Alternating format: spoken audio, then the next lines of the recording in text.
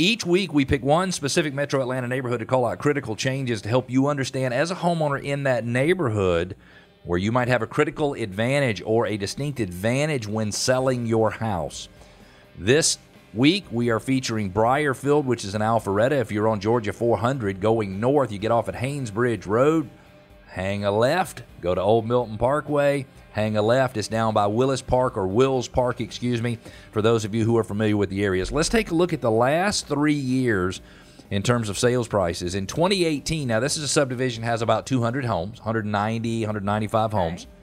In 2018, there were 8 homes sold, took an average of 27 days. That's pretty fast. Sold for an average of $472,000. Went from a low of $360 to a high of $568.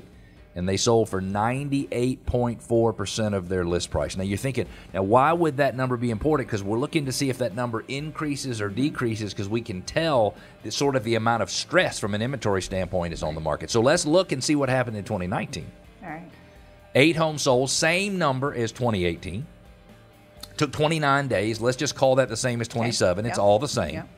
Average sales price, $520,000. Wow.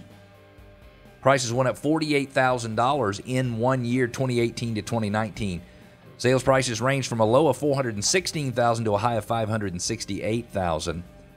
Sales price to list price ratio, 99.6%, which makes sense. As those prices are being pushed higher, it's typically because inventory is constrained. That list price to sales price ratio tends to narrow. In 2020, it is a different story.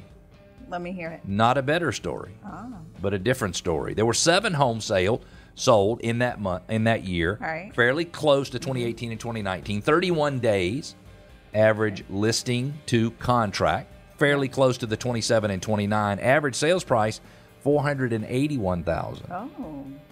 Almost a $40,000 decrease over the year before. That ranged from a low price of $445 to a high price of $565. And listen to this. I would say the market was not in 2020 as much of a screaming seller's market as it was in 2019 or 2018, because the sales price to list price ratio went from 99.6% in 2019 to 97.8% in 2020, which means there was a little bit downward pressure on pricing. Let's take a look at something, and you're going to find this fascinating, Tammy.